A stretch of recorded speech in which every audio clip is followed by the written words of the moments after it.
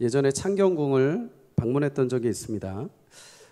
창경궁은 여러분 아시다시피 일제강점기 때 일본인들이 궁궐 안에 있는 창경궁 안에 있는 궁궐을 모두 헐고 동물원과 식물원은 그 안에 세웠죠. 그래서 창경원으로 이름을 바꿔버렸습니다. 물론 창경궁을 폄하하기 위해서 그렇게 만든 것도 있지만 중요한 이유 중에 하나는 조선의 맥을 끊어버리는 것입니다. 뿌리 깊은 조선의 역사를 말살하고 일본의 식민지로 전락시키려는 계획이었죠. 다행히 해방된 이후에 1983년에 이제 복원 사업을 통해서 창경원에서 다시 창경궁으로 다시 회복이 됩니다. 그런데 제가 방문했을 때 이 가이드분이 자랑스럽게 여기는 것이 하나 있었습니다. 창경궁 안에 자랑스럽게 여기는 건물이 하나 있었는데 그게 무엇이냐? 여러 화재와 침략 속에서도 유일하게 버틴 건축물 하나가 있는데 그래 홍화문입니다. 홍화문. 창경궁 입구에 세워져 있는 건물 홍화문을 굉장히 자랑스럽게 여기시더라고요. 근데 그 이유가 무엇이냐? 궁 안에 다른 모든 건축물은 한 번씩 다 파괴되고 불타고 다 재건된 겁니다. 그런데 이 홍화문만큼만은 500년 가까이 그 모진 어려움이 있었는데도 불구하고 그 건물 자체가 그대로 보존이 돼 있었던 것입니다. 조금 흠이 가고 조금 벗겨지긴 했지만 처음에 그 선조들이 만들었던 그대로 지금 유지가 되고 있다는 것이죠. 여러분, 역사의 맥이 끊어지지 않는 것 굉장히 중요합니다. 공부도 일도 사람도 개인도 여러분 그 맥이 끊어지면 가치가 사라지게 되죠. 2008년에 국보 숭례문이 불타는 것을 여러분 보셨을 것입니다. 그러면서 많은 사람들이 울면서 아우성을 쳤죠. 그 이유가 무엇인가? 다시 재건은 되지만은 여러분 조선 선조 때 만들었던 그 가치와 그 영광은 사실은 이미 불타버린 것입니다. 아무리 후대가 다시 그것을 쌓는다 하더라도 그 가치를 잃어버린 것이죠. 국보라는 그 이름은 타이틀은 유지할지 모르지만 그 가치를 사실 상실한 것과 마찬가지입니다. 신앙생활도 마찬가지입니다. 구원받은 자녀로 이 땅을 산 날 동안에 하나님의 약속이 나를 붙들고 하나님의 역사가 이루어져 간다는 믿음, 이 신앙의 맥을 이어가는 것은 굉장히 중요합니다. 신앙의 맥을 잃어버리지 않는 것 굉장히 중요합니다. 사단은 이걸 알기 때문에 성도들의 신앙의 맥을 끊기 위해서 성도들의 인생을 웃음거리로 만들기 위해서 보잘것없는 인생으로 폄하하기 위해서 우리 가운데 늘 시험을 찾아오고 늘 불시험과 같은 것으로 우리 가운데 영향을 줍니다. 사랑하는 여러분, 부디 어떤 환경과 상황에서도 하나님이 내 인생 가운데 약속하신 그 일들을 하나님의 역사 가운데 이루어 가신다는 이 신앙의 맥을 꼭 이어갈 수 있기를 주의 이름으로 축복합니다. 그래서 500년 동안 꿋꿋하게 그 자리를 지켜서 많은 사람들에게 자랑스러움이 되었던 홍화문처럼 여러분의 인생 자체가 하나님 보시기에 기뻐하시고 하나님의 자랑이 되는 복된 인생이 되시기를 주의 이름으로 축복합니다. 그런 의미에서 우리 신앙의 맥을 지켜가시는 하나님의 은혜에 대해서 오늘 말씀을 잠시 나눠보려고 합니다. 오늘 말씀은 역대기입니다. 역대기. 역대기는 원래 한 권이었는데 나중에 상하로 이렇게 나뉘게 되죠. 역대기에서의 이 역은 역사할 때 역입니다. 그리고 대라는 것은 1대, 2대, 3대 할 때 대이죠. 그리고 여러 대를 걸친 기록이라고 해서 역대기라고 말합니다. 여러 대를 걸친 역사라는 의미이죠. 그런데 여러분 역대기 말고 유사한 성경이 그 앞에 있습니다. 열왕기 있죠. 열왕기 상하, 역대 상하. 열왕기도 왕들의 이야기입니다. 왕들의 이야기. 열왕기와 역대기 둘 다 왕들이 등장하고 내용도 비슷합니다. 그러다 보니 우리 자칫 열왕기만 읽고 역대기는 패스하는 경우가 많이 있죠. 그런데 엄밀히 보면 열왕기, 역대기도 차이가 있고 둘 다 가치가 있는 말씀입니다. 그러면 여러분 열왕기는 어떤 의미가 있는가? 열왕기하 25장 21절에 이렇게 말씀을 합니다. 바벨론 왕이 하맛 땅 림나에서 다 쳐 죽였더라. 이와 같이 유다가 사로잡혀 본토에서 떠났더라. 유다가 사로잡혀 본토에서 떠났더라. 여러분 열왕기를 보면 북이스라엘은 아수르에게, 유다는 바벨론에게 패망하는 모습이 보입니다. 이것으로 두 나라의 역사의 맥이 끊어지게 되는 것이죠. 열왕기는 이스라엘 백성들이 망할 때 하나님께서 주신 말씀입니다. 끌려가는 순간에 하나님 주신 말씀이죠. 끌려갈 때, 끌려가기 전에 이것을 예언하시고 주신 말씀입니다.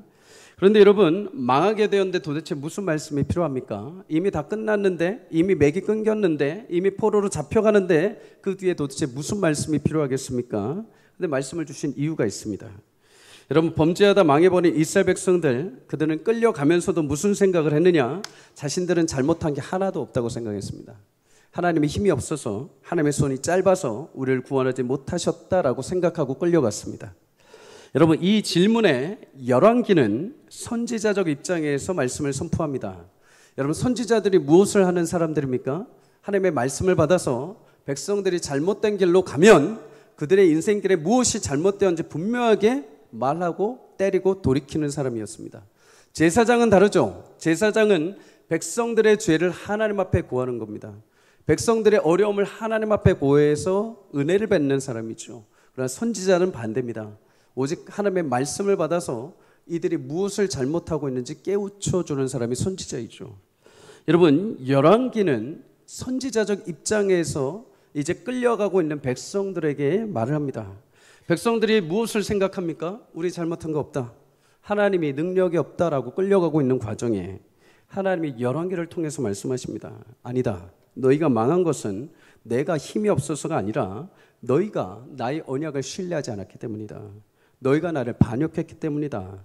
내가 아무리 선지자를 통해서 말씀을 주어도 너희가 듣지 않고 불순종했기 때문이다. 여러분, 열왕기는 그렇게 통렬하게 이스라엘 역사를 되돌아보도록 선지자적 입장에서 하나님이 끌려가는 백성들에게 주신 말씀입니다. 여러분, 우리가 말씀을 읽을 때, 들을 때마다 신앙의 맥을 잃어버리지 않기 위해서 하나님의 말씀을 열왕기적으로, 선지자적으로 들어야 될 귀가 있어야 됩니다. 적나라하게 하나님 말씀 앞에 자신을 내어놓고 신앙을 점검하는 시간이 있어야 된다는 거죠. 그런데 여러분, 하나님 말씀 앞에 나 자신을 드러내고 그렇게 돌이켜보면, 점검해보면 어떻습니까? 가슴 아프죠. 힘이 듭니다. 어렵습니다. 듣기가 쉽지 않습니다. 자신의 약함, 행함 없는 믿음으로 한탄하고 가슴을 쓸어냅니다. 그것을 다 이루지 못하고 지키지 못했기 때문에 오히려 그 말씀을 외면하고 싶죠. 그런데 그럼에도 그 말씀을 들어야 됩니다. 그럼에도 말씀을 듣고, 자주 듣고 나의 신앙을 점검해야 됩니다. 왜요?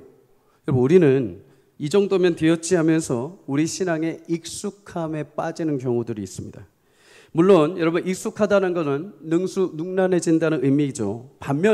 반대로 안 좋은 이야기로 하자면 타성해졌는다는 것입니다. 나쁜 의미에서의 익숙함이죠. 우리가 예배하면서도 여러분, 때로 힘든 것이 무엇입니까? 익숙해져 있기 때문입니다. 익숙해져 있어서 타성해져 있는 거죠.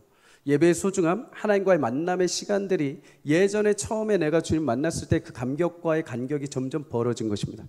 어느 순간부터는 이제 예배 안 나와도 된다라는 마음들이 우리 가운데 타성으로 젖어버리는 것이죠. 여러분, 사람은 금방 익숙해져 버립니다. 회사에 처음 들어왔을 때는 이것도 해보고 저것도 해보고 변화시켜야 될 것들이 굉장히 많이 보입니다. 그런데 딱 1년만 지나면 이제 안 보입니다. 익숙해져 버리는 것이죠. 그래서 예배뿐만 아니라 우리 신앙에서도 여러분, 익숙해지는 것에 항상 주의해야 됩니다. 하나님 앞에 익숙해져 버리면 여러분, 하나님이 주신 구원의 은혜, 감격, 신앙의 맛을 다 잃어버리기 때문이죠. 여러분, 그렇지 않기 위해서 우리가 어떻게 해야 되는가? 기준의 재확립이 늘 필요합니다. 우리의 시작한 기준, 나의 구원의 시작 시점으로 다시 돌아가야 되죠. 우리의 기준은 단 하나입니다. 하나님의 말씀입니다. 주의 훈계입니다. 하나님 말씀 앞에 자신을 냉철하게 세워보고, 내가 지금 나태하진 않은지, 내가 감사를 잃어버리지 않았는지, 내가 겸손을 상실하지 않았는지, 내가 은혜 받았음을 잊어버리고 망각하고 있지는 않은지를 늘 말씀 앞에 다시 겸손하게 비춰봐야 하는 것이죠. 요한계시록 21장 5절은 이렇게 말씀합니다. 보좌에 앉으신 이가 이르시되, 보라, 내가 만물을 새롭게 하노라. 내가 만물을 새롭게 하노라. 자, 여러분, 누가 새롭게 하십니까? 보좌에 앉으신 하나님만이 우리를 새롭게 하시는 줄 믿습니다.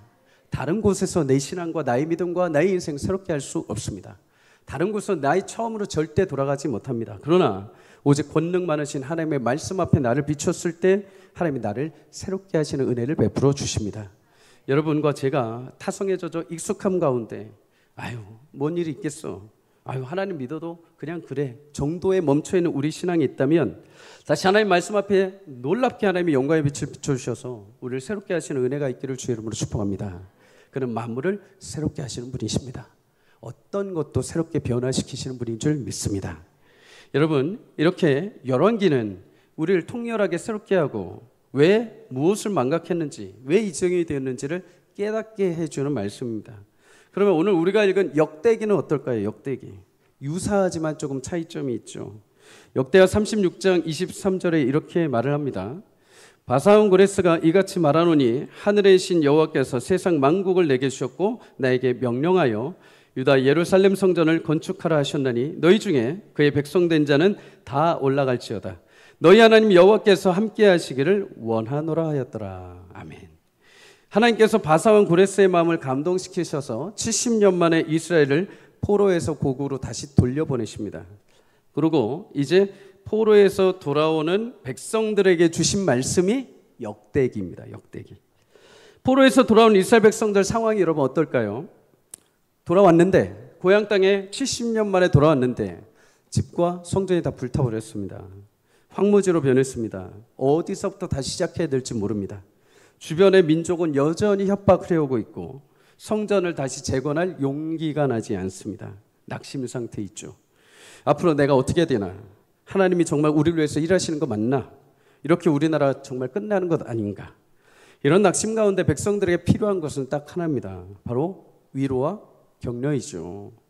여러분, 하나님께서 역대기를 통해서 주신 말씀이 무엇입니까? 괜찮다. 이런 폐허된 이 땅에서 나는 다시 너희를 통해서 일을 할 것이다.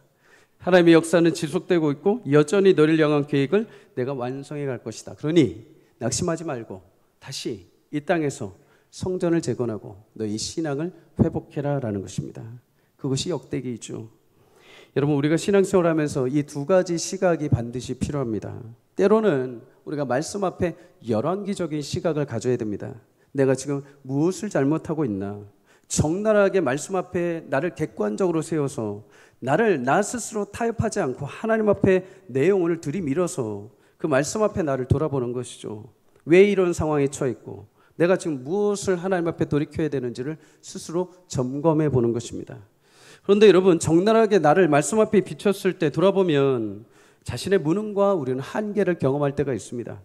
그런데 성경은 거기서 멈추지 말라는 것입니다. 그렇게 거기서 하나님의 말씀이 비쳤을 때 나의 무능과 나의 연약함과 나의 신앙의 연약한 태도 때문에 그냥 주저앉지 말라는 것이죠. 그래서 여기에 뭐를 가하라는 것입니까? 역대기적인 신앙을 가지라는 것입니다. 하나님, 그럼에도 우리를 여전히 예수님의 이름으로 사랑하셨기에 다시 시작할 수 있는 용기를 주신다는 것입니다. 하나님 말씀 앞에 자신을 비춰보고 회개할 것은 회개하고 돌이킬 것은 돌이키되 다시 하나님 그 약속하신 대로 이루시는 것을 믿고 다시 새롭게 시작하라는 것입니다. 이것이 역대기적인 신앙인 것이죠. 사랑하는 여러분, 말씀은 우리 가운데 때로는 채찍질할 때도 있습니다. 그런데 우리 가운데 때로는 약을 발라주실 때도 있습니다. 때로는 우리 가운데 화살처럼 날아와서 확 꽂힐 때도 있습니다. 그러나 때로는 그 화살을 뽑고 우리 온 심령을 치료하실 때도 있습니다. 그 양쪽 모든 것이 하나님이 우리에게 주신 선명한 하나님의 약속의 말씀인 줄 믿습니다. 사랑하는 성도님들, 우리 신앙의 건강함은 이 두 가지 시선을 다 가지고 가야 됩니다. 근데 우리는 대부분 무슨 시선만 가지려고 합니까? 역대기적인 시선만 가지려고 합니다. 위로하고 보호하고 싸매는 것. 그 열왕기적 시선은 누구에게 향합니까? 다른 이들에게 향합니다. 저래서는 안 되는데, 저렇게 해서는 안 되는데, 저 사람 왜 저렇게 살아? 왜 저렇게 해? 그러나 여러분, 그것 아닙니다. 그 두 가지 시선이 나에게 있어야 됩니다. 때로 하나님께서 말씀 가운데 나를 찌르시기도 하고, 반면에 그렇게 돌이켰을 때 하나님께서 나를 위로해 주시고 다시 용기를 주시는 것, 그것이 건강한 신앙으로 하나님께서 우리를 세워가시는 하나님의 방법인 줄 믿습니다. 저와 여러분, 이 두 가지 모든 시각을 가지고 주의 말씀 앞에 때로는 비춰보기도 하고 때로는 자복하기도 하고 때로는 다시 주님으로 인해서 용기 얻고 힘을 내어 건강한 신앙을 일으켜 세워가는 축복이 있기를 주의 이름으로 간절히 소망합니다. 여러분, 역대기는 전통적 해석에 따르면 하나님께서 에스라 선지자를 통해서 주신 말씀입니다. 그 이유가 있다면 역대하 마지막 36장 22절과 23절 그리고 에스라 1장 1절에서 2절 말씀이 똑같습니다. 역대하 끝난 다음에 에스라가 시작되는데 바로 이어서 두 말씀이 동일한 말씀으로 시작이 되죠. 그래서 에스라가 역대기를 썼다. 성경학자는 그렇게 이해를 합니다. 그럼 여러분 에스라가 역대기를 쓸 때 어떤 마음으로 썼을까요? 에스라 7장 10절 다 함께 읽습니다. 시작. 에스라가 여호와의 율법을 연구하여 준행하며 율례와 규례를 이스라엘에게 가르치기로 결심하였더라. 아멘. 에스라는 모세의 율법에 익숙한 학자였습니다. 이스라엘 백성들이 포로로 잡혀가는 그곳에서 에스라는 하나님의 율법을 끝까지 붙잡았죠. 도대체 우리 민족이 왜 이렇게 되었는가? 어떻게 하다가 이렇게 망하게 되었는가? 그리고 에스라가 다시 은혜 가운데 돌아올 때 결심을 합니다. 내가 다시 돌아간다면 여호와의 율법을 제대로 다시 가르칠 것이다. 역대기는 그렇게 하나님의 말씀, 잃어버린 하나님의 율법을 따라서 다시 나라를 일으키고자 하는 에스라를 통한 하나님의 말씀인 것이죠. 그런데 여러분 그러면 에스라를 통해서 하나님께서 다시 일으키시고자 하시는 위로와 소망의 말씀인데 의문이 한 가지 들죠. 그러면 위로와 격려의 말씀이 시작되어야 되는데 오늘 여러분 1장 1절 읽었는데 어떠셨습니까? 당황하셨죠. 사람들의 이름이 갑자기 족보에 나오기 시작합니다. 우리 성도들이 제일 취약한 족보가 갑자기 등장을 합니다. 여러분 구체적으로 도움이 될 만한 말씀이 처음부터 딱 나와야 되는데 심지어 이 족보가 1장부터 9장까지 계속 이어져 갑니다. 이 족보가 과연 왜 위로와 격려가 될까요? 여러분 에스라는 모세오경에 능통했던 사람입니다. 그가 신명기 32장 7절을 기억하고 이 역대기를 순서를 써나갑니다. 신명기 32장 7절 함께 읽습니다. 시작. 옛날을 기억하라. 역대의 연대를 생각하라. 내 아버지에게 물으라. 그가 내게 설명할 것이요. 내 어른들에게 물으라. 그들이 내게 말하리로다. 아멘. 여러분 이스라엘은 계대 신앙입니다. 대를 이어가는 신앙이죠. 나 혼자 갑자기 툭 튀어나오는 것이 아니라 나의 조상의 하나님, 나의 민족의 하나님, 여호와 하나님께서 나의 조상들에게 함께 하셨던 그 믿음의 신앙의 약속을 이어와서 오늘 나에게도 그 약속하신 일들을 이루어 가신다는 계대 신앙입니다. 그래서 이스라엘 백성들의 신앙 고백은 내가 지금 여기가 어디가 아니라 내가 어디에서 시작되었는지가 굉장히 중요합니다. 성도들의 신앙도 마찬가지죠. 지금 내가 내 현실 가운데 처해 있는 것 그것보다도 내가 누구로부터 구원받았는지가 중요하죠. 나의 시작이 예수 그리스도의 십자가의 보혈의 은혜인 줄 믿습니다. 예수님으로부터 시작된 구원의 자녀인 줄 믿습니다. 여러분 하나님께서 에스라를 통해서 약속하신 말씀 역대 연대를 기억하게 하셨습니다. 여러분 70년 동안 포로 생활한 이스라엘 백성들 돌아온 이후에 제사장급이 아닌 이상은 이스라엘 역사를 모두 다 까먹었을 것입니다. 아버지 1대 때 그 땅에서 죽고 2대에 돌아온 백성들은 전혀 그것을 기억할 수도 없는 민족이었죠. 하나님은 모세오경을 다 잊어버린 이스라엘 백성들에게 무엇을 알려주십니까? 너희가 어디에서 왔고 어디에서 시작됐고 너희의 과거의 약속을 하나님이 어떻게 이루어 오셨는지 신명기의 말씀처럼 이스라엘의 연대와 역대를 다시 시작하시면서 기억하게 하신 것입니다. 여러분 고대 이스라엘 백성들은 구약시대에 자신들이 누구이고 우리 신앙이 어디에 있는지를 잃어버리게 되면 신명기 오늘 말씀처럼 그들의 부모님들에게 물어봤습니다. 그들의 부모님들에게 우리가 어디에 시작됐고 왜 우리가 지금 이 땅에 있고 우리가 이 땅에 살아가는 목적이 무엇입니까? 하고 그의 아버지에게 그의 선조들에게 물어봤다는 거죠. 여러분 우리 자녀들이 우리 부모님들에게 제가 왜 신앙생활 해야 됩니까? 왜 하나님을 믿어야 됩니까? 왜 우리가 구원받아야 되고 우리가 왜 죄인입니까? 라고 물어봤을 때 거기에 대해서 합당하게 대답해 줄 수 있는 신앙의 지식과 은혜가 있기를 주의 이름으로 축복합니다. 여러분 신명기 32장 8절에서 9절에 그럼 그 자녀들이 그의 부모에게 그렇게 물었을 때 부모가 무엇이라고 대답을 하는가? 이렇게 말합니다. 지극히 높으신 자가 민족들에게 기업을 주실 때 인종을 나누실 때 이스라엘 자손이 수요대로 백성들의 경계를 정하셨도다. 여호와의 분깃은 자기 백성이라 야곱은 그가 택하신 기업이로다. 여러분 이 짧은 8절 9절 안에 뭐가 다 담겨 있는지 아십니까? 창세기, 출애굽기, 레위기, 민수기, 신명기가 다 담겨 있습니다. 지극히 높으신 자가 민족들에게 기업을 주실 때 인종을 나누셨다. 창세기의 말씀이죠. 이스라엘 자손들의 수요대로 백성들의 경계를 정하셨다. 출애굽기와 민수기죠. 여호와의 분깃은 자기 백성이라 야곱은 그가 택하신 기업이로다. 기업을 주신 그 약속의 말씀 신명기 말씀입니다.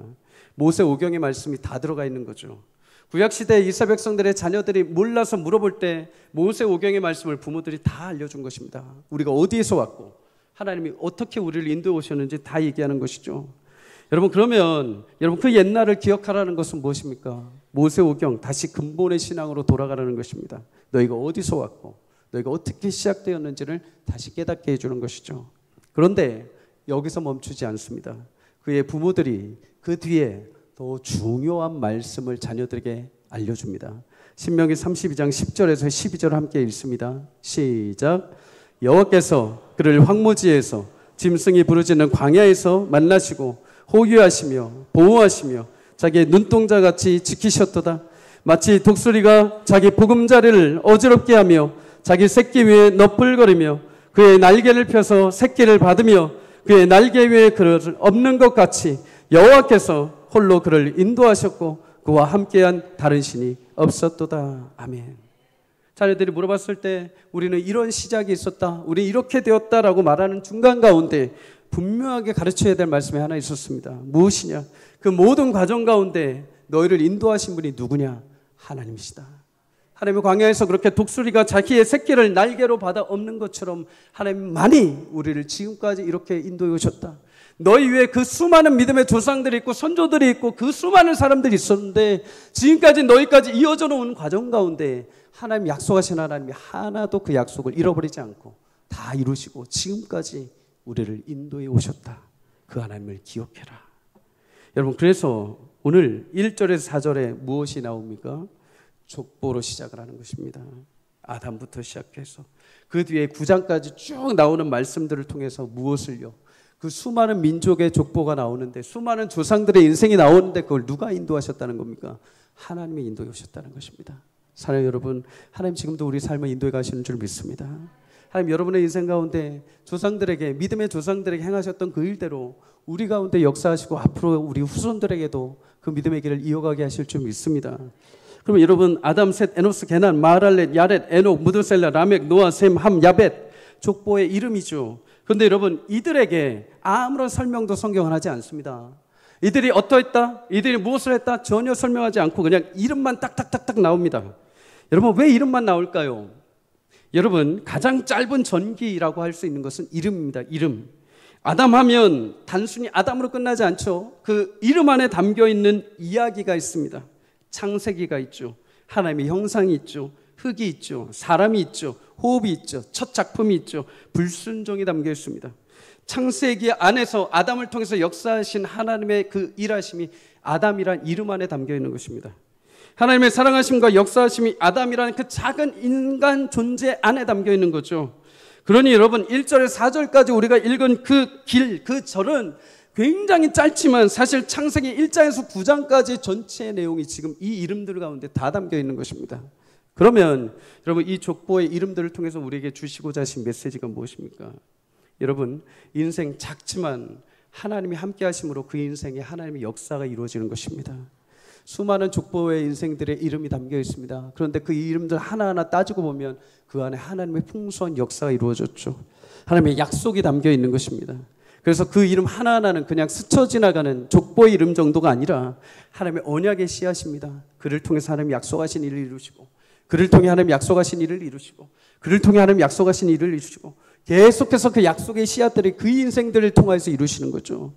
아담, 셋, 에노스, 그 이름 하나하나가 하나님의 약속을 이루신 성취가 됩니다. 여러분, 셋이 누군지 아십니까? 셋. 아담의 셋째 아들이 셋입니다. 아담의 셋째 아들. 아담의 첫째 아들 가인이죠. 동생은 아벨입니다. 그런데 여러분, 가인이 동생 아벨을 쳐 죽입니다. 가인은 이로 인해서 하나님의 저주를 받죠. 그래서 계보에서 제외가 되어버립니다. 여러분, 맥이 끊어질 뻔했습니다. 인간의 저주와 인간의 탐욕으로 죄로 인해서 사람을 죽임으로 해서 하나님의 계획이 완전히 틀어질 뻔했죠. 근데 하나님 그거를 무마하시고 셋이라는 아들을 주십니다. 최초로 인간의 죽음의 역사를 통해서 하나님의 계획이 깨어질 뻔했는데 하나님은 셋이라는 아들을 주셔서 하나님의 약속을 이어가시죠. 또 다른 가능성이 있습니다. 에노스죠. 창세기 4장 26절에 보면 에노스 때 사람들이 비로소 여호와 이름을 불렀다라고 말합니다. 가인의 후손들이 세상에서 죄악을 범하고 있는 그 시기에 유일하게 에노스만이 하나님의 이름을 부르고 예배했습니다. 모든 것이 검정으로, 모든 것이 죄악으로 가득 찬 세상에서 에노스 한 사람을 통해서 하나님이 하나님의 역사를 이루어 가신 것이죠. 여러분, 이런 식으로 역대상에는 191명의 사람이 등장을 합니다. 1장에만. 이게 다 무엇입니까? 하나님의 언약의 씨앗으로 어떻게 일하셨는지를 보는 것입니다. 191명이 그냥 인생 자체로는 무의미할지 모르지만 그들의 인생 속에서 하나님이 역사하셔서 한 명 한 명의 인생을 통해서 하나님의 약속이 계속 이어져 오게 하셨다는 거죠. 70년 만에 돌아온 이스라엘 백성들 고향 땅으로 돌아왔습니다. 모든 것이 끊어진 상태에서 돌아왔습니다. 고향은 쑥대밭입니다. 아무도 돌아와 줄 자가 없습니다. 황폐한 곳, 돌아온 자들이 다시 재건할 때 여러분 뭘로 시작해야 됩니까? 아담, 셋, 에노스, 게난, 마하랄렛, 하나님이 우리 조상 때부터 하셨던 그 약속의 그 역사들, 이제 너희부터 내가 또 다시 끊어지지 않고 너의 이름부터 계속 시작하시겠다는 것입니다. 한 명 한 명의 이름을 통해서 하나님은 폐허가 된 그 땅에 다시 약속하신 대로 그 계명을 이으셔서 약속하신 구원의 언약의 자손들을 이어가시겠다는 것. 사랑하는 여러분, 이스라엘 민족처럼 여러분의 인생이 황폐해지고 재건하려고 하는데 도대체 어디서부터 해야 할지 몰라 암담하신 분들이 있습니까? 여러분, 하나님이 우리에게 제시하신 것이 무엇입니까? 하나님 오늘 우리 말씀 가운데 제시하신 것, 하나님이 함께 하셨던 역사, 하나님의 조상의 역사, 아담, 셋, 에노스, 하나님께서 그들의 삶을 통해서 일으키시고 역사하셨던 그 일하심을 기억하고 너를 통해서도 내가 그 일을 다시 할 것이니 다시 일어나라 라는 것입니다. 그들의 인생 자체가 하나님의 언약의 씨앗이 되었던 것처럼 너의 인생도 내가 언약의 씨앗으로 삼아 하나님이 심어놓은 오신 약속을 이루어 가실 것이니 폐허가 된 그 땅에서 다시 너의 신앙의 성전을 재건하라는 것입니다. 잃어버린 신앙의 맥을 회복하라는 것이죠. 여러분, 아브라함은 우상 섬김을 하던 아들이었습니다. 하나님이 그를 부르셔서 약속의 믿음의 조상으로 삼아주셨습니다. 모세는 자신의 혈기로 일을 했다가 40년 동안 미디안 광야에서 잊혀진 목자로 살았습니다. 하나님이 그를 부르셔서 이스라엘 백성들 광야에서 40년 동안 이끌어 오시는 인물로 사용하십니다. 다윗은 어떻습니까? 말제 아들로 양치는 일에 하는 애 불과했습니다. 하나님 그러나 그를 택하셔서 이스라엘 민족 사울 왕으로 거의 무너지고 깨어진 민족을 다윗 왕을 통해서 다시 그 민족을 이어가셨습니다. 다니엘 어떻습니까? 여러분, 그 민족 가운데 우상 숭배하지 않겠다고 처절하게 하나님 앞에 기도했을 때 사자굴에 들어가게 됩니다. 그러나 하나님 그 사자굴에서도 그를 살리셔서 그 땅의 왕마저도 다니엘을 보면서 하나님은 하나님이시다라고 고백하게 만들어 주셨습니다. 여러분, 우리 인생은 남들이 보기에, 세상이 보기에 참 작죠. 연약합니다. 그러나 여러분의 인생에 담긴 하나님의 역사는 놀랍고 크게 일하실 줄 믿습니다. 작고 연약하지만 주님이 그 언약의 씨앗을 여러분의 삶에 심어주신 것을 기억하며 오늘도 내가 끊어질 것 같고 더 이상 소망이 없을 것 같다 하더라도 내 안에 예수의 말씀의 그 언약의 은혜가 여러분의 심령을 굳건하게 세우셔서 아름답게 열매 맺고 여러분의 대를 이어 신학의 귀한 길을 열어가시는 축복이 있기를 주 이름으로 소망합니다. 여러분, 역대상 3장에 보면 솔로몬 이후에 바벨론 포로로 잡혀갔다가 다시 돌아온 조상들의 이름이 기록되어 있습니다. 그런데 여러분, 바벨론 포로 이후에 그 족보의 내용이 그대로 다시 이어진 본문이 있습니다. 그 어디냐? 마태복음 1장에 오늘 족보, 역대상 3장에 있던 족보의 내용이 그 뒤에 또 이어집니다. 마태복음 1장 12절에서 16절을 함께 읽습니다. 시작. 바벨론으로 사로잡혀간 후에 여고냐는 스알디엘을 낳고 스알디엘은 수룹바벨을 낳고 수룹바벨은 아비웃을 낳고 아비웃은 엘리야김을 낳고 엘리야김은 아소르를 낳고 아소르는 사독을 낳고 사독은 아킴을 낳고 아킴은 엘리웃을 낳고 엘리웃은 엘르아사를 낳고 엘르아사는 mat단을 낳고 mat단은 야곱을 낳고 야곱은 마리아의 남편 요셉을 낳았으니 마리아에게서 그리스도라 칭하는 예수가 나시니라. 아멘. 아멘. 여러분, 바벨론 포로로 끌려갔을 때 모든 것이 끝난 줄 알았습니다. 유다 지파를 통해서 그 왕족을 통해서 내가 믿음의 약속한 후손을 낳게 하시겠다, 하나님의 약속이 끊어진 줄 알았습니다. 그러나 웬걸요, 돌아온 이후에도 소망이 없어 보일 것 같았던 그 민족, 그러나 하나님은 그 연대에 행하셨던 그 일처럼 바벨론 포로에서 돌아온 민족 하나하나 한 명 한 명을 하나님의 언약의 씨앗으로 삼으셔서 마침내 그 씨앗을 이어 예수 그리스도가 태어나게 하신 줄 믿습니다. 여러분, 하나님의 역대기를 통해서 다시 우리에게 희망의 씨앗을 주시고 마침내 희망의 씨앗을 예수님으로 완성하신 것처럼 지금 내가 끊어질 것 같고 지금 내가 멈출 것 같은 인생일지라도 하나님께서 그 연명, 그 삶을 연명하게 하셔서 마침내 우리에게 약속하신 아름다운 열매를 맺게 하시는 축복을 주실 줄 믿습니다. 여러분, 족보는 사람의 이름입니다. 그래서 굉장히 1장에서 9장까지 읽어가시면 힘들 것입니다. 남의 족보 읽으면 굉장히 지루하고 따분하죠. 저도 예전에 아버지가 족보책을 이렇게 4권을 갖다 주셨습니다. 근데 웬걸요, 열면 한자부터 시작이 되는데 도저히 읽지를 못하겠더라고요. 어디 찾아서 저희가 문숫공파 38대선 어딘데 그거 하나만 딱 눈에 들어오더라고요. 왜요? 우리 공파가 있기 때문에, 제 이름이 담겨 있기 때문에 보는 것입니다. 여러분, 남의 족보를 보면 지루합니다. 그런데 내 이름이 담겨 있는 족보를 보면 눈에 띄게 되죠. 여러분, 우리가 헌금을 드리고 주보에서 내 이름은 잘 찾아냅니다. 내 이름 빠진 거 잘 찾아냅니다. 남들 빠진 거는 모릅니다. 그러나 내 이름은 잘 찾아내죠. 참 대단하죠. 여러분, 그렇다면 족보에 내 이름이 담겨 있다면 얼마나 기쁘겠습니까? 여러분, 예수 믿는 백성들이 이제 족보에 이름이 담겨 있지 않습니다. 대신에 하나님이 어디에 기록을 해주셨을까요? 요한계시록 3장 5절은 이렇게 말씀합니다. 함께 읽습니다. 시작. 이기는 자는 이와 같이 흰옷을 입을 것이요 내가 그 이름을 생명책에서 결코 지우지 아니하고 그 이름을 내 아버지 앞과 그의 천사들 앞에서 시인하리라. 아멘. 여러분과 저의 이름은 이제 이 땅의 족보책이 아니라 영원한 생명책에 기록되어 있는 줄 믿습니다. 여러분, 생명책에 기록되어 있다는 것, 그 생명책에 하나님이 기록하셨다는 것은 어느 누구도 지울 수 없다는 것입니다. 또 한 가지는 그 생명책에 기록되어 있다는 것은 그 이름이 기록되어 있는 자, 그 인생 가운데 하나님의 약속하신 대로 그 구원을 완성하시겠다는 것입니다. 사랑하는 여러분, 여러분의 인생 하나님의 풍성한 약속이 담겨 있는 줄 믿습니다. 하나님 그 일을 이루어 가실 줄 믿습니다. 앞서 말씀드린 창경궁의 홍화문, 그 기둥을 막 자랑하시길래 제가 가까이 가봤습니다. 가까이 갔는데요, 멀리서 봤을 때 몰랐는데 가까이 가보니까 굉장히 많은 흔적이 있었습니다. 칼자국도 있었고 창자국도 있었고 패인 흔적들이 많이 있더라고요. 시간이 지나면 더 많은 흔적들이 생기겠죠. 여러분, 그런데 그럴수록 그 홍화문의 가치는 더욱더 명백해집니다. 그런 세월의 어려움과 흔적들이 있었음에도 불구하고 그 자리를 지켰다는 거죠. 우리도 마찬가지입니다. 여러분, 신앙생활 해오면서 왜 갈라지고 폐어지는 일들이 없겠습니까? 그럴수록 하나님의 가치가 우리 안에서 더 분명하게 드러나게 될 줄 믿습니다. 저 집사는, 저 성도는 어떻게 저렇게 어려운데도 저렇게 예배를, 어떻게 저렇게 어려운데도 신앙을, 어떻게 저렇게 어려운데도 하나님 앞에 감사할 수 있는가? 점점 패이죠. 점점 흔적이 남습니다. 그런데 더욱더 선명하게 그의 주인이 누구인지가 드러나게 되는 것이죠. 여러분, 홍화문은 그래서 지금 보물, 나라의 보물로 지정되어 있습니다. 맥을 유지하고 그 자리를 지킬 때 보물로서의 가치를 인정받는 거죠. 여러분, 신앙의 자리를 지켜갈 때 때로는 그렇게 갈라지고 폐어지는 순간들이 옵니다. 시간이 지날수록 더 많을 수 있습니다. 고독하고 또 때로는 치열하게 혼자 싸워야 할 때가 있습니다. 이대로 끝나는 거 아닌가? 하나님 약속하신 일들 잊어버리신 거 아닌가? 하나님 내 기도 외면하신 거 아닌가?